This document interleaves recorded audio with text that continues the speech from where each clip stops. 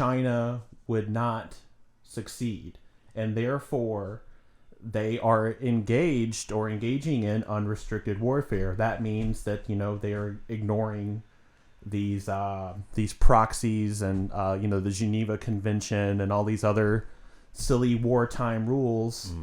And they are going to do whatever and anything it takes to supersede the United States of America. That, of course, means economically, socially, scientifically, certainly not spiritually. Right. But I think that these scenarios have been conjured up as egregores long before we can even point to documents, right? So I think within this, even if you look at someone like Jack London, right, in the early 19-teens, he wrote an article about what war between the United States and China would look like, and he predicted some sort of biological pandemic basis for it. And it could be used as sort of a false fall of China, in the way they did kind of a false fall of Russia. Where nothing fell about Russia. Look at where it is now. It has a lot of sway in the world.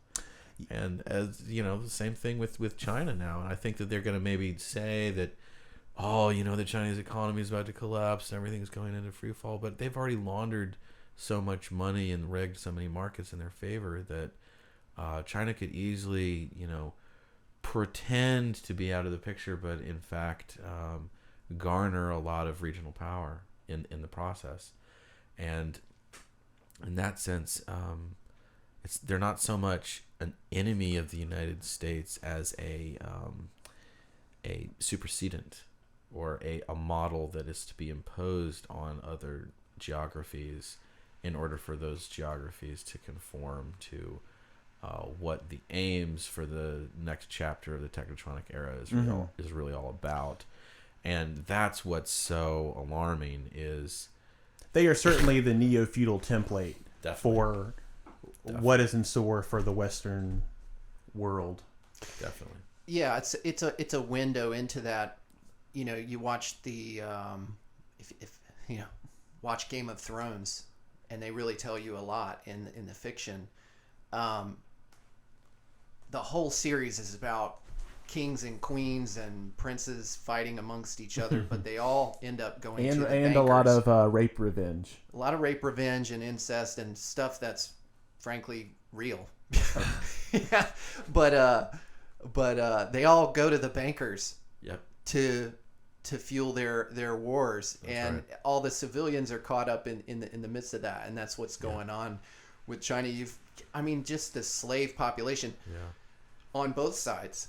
Yeah. We're pitted against each other. It's heinous. Yeah, it's really a sinister thing, and you're right. So you say it's the neo-feudal template. Yeah, that's because our Nazi scientists are working with their Nazi scientists, right?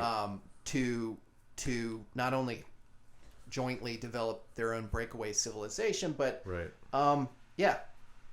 We share technology.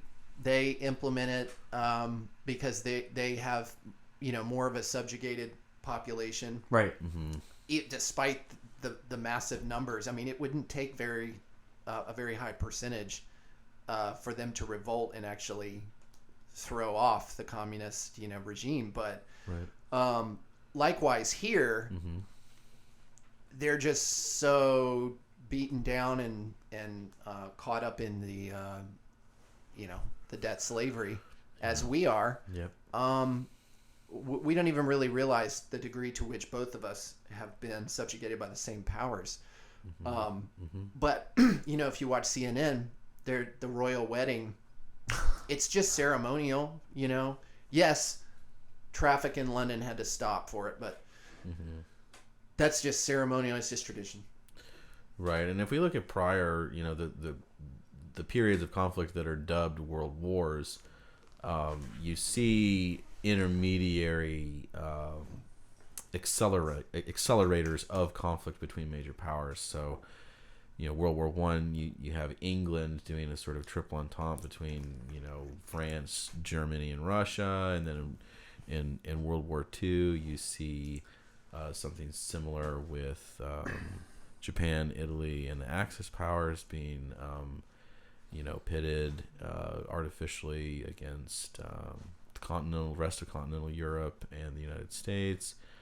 In this sort of what I think is a 30 years war that essentially started on 9/11, you basically have this next window where it's this entente, and some of these intermediary factions would be like Russia, Israel, Iran, South Africa, the whole sort of ANC bloc, and it's not so much resource wars as it is trade alliances. The whole India, Russia, China, Brazil. South Africa, Brazil, but Israel sort of acts as this pivot joint between all these different powers in a way, because the tech transfer that's happened there in the past 20 years is phenomenal. I mean, it's unreal. I think the percentage of investment is up something crazy, like 25,000% in 20 years. So I mean, it's definitely an active sort of fulcrum in a way amidst all these world powers. So it's definitely important to keep that in check, especially if you look at all of the connections with Epstein and the long-standing Mossad and right.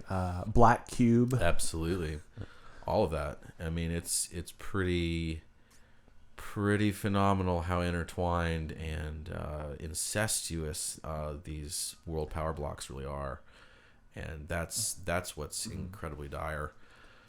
It is important to understand that all these intermediary powers that we just reference are all seemingly animated by the petrodollar, which we can shift to here when we start touching upon the utter financial calamity, Just look money what's magic, Babylonian. Babylonian, How quickly things change. How quickly things debt change. jubilees, debt jubilation is taking place. Yeah, so this is the big debate, right? What is going to happen to the financial system? Is it positive? Is it negative? Obviously, it's already negative for some people.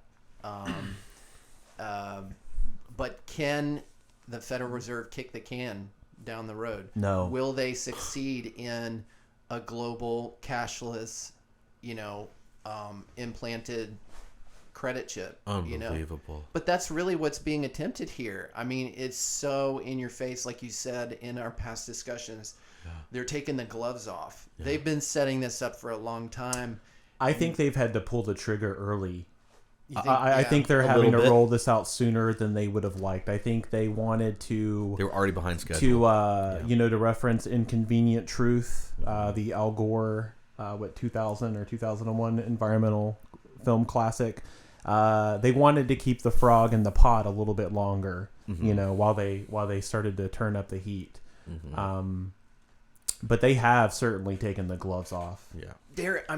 Who would imagine in January that between 50 and 80% of people who at least were surveyed agree with Trump banning legal immigration and sending $1,200 checks and in some cases multi-million-dollar business loans at the flick of a pen. Before we even getting into oil crashing 200% a couple of weeks ago, it's important, and we can't understate this, that capital markets were effectively ended last month when the Fed and the Treasury seemingly merged in this alphabet soup repo payment protection mix-up. Right. They have effectively merged, and the checkbook is wide open, and they intervened and bought junk bonds on Wall Street, ending this idea that we would be thrifty and resilient and prudent investors, and you would be rewarded by these virtues. It's completely gone. So the only way for this system to sustain itself is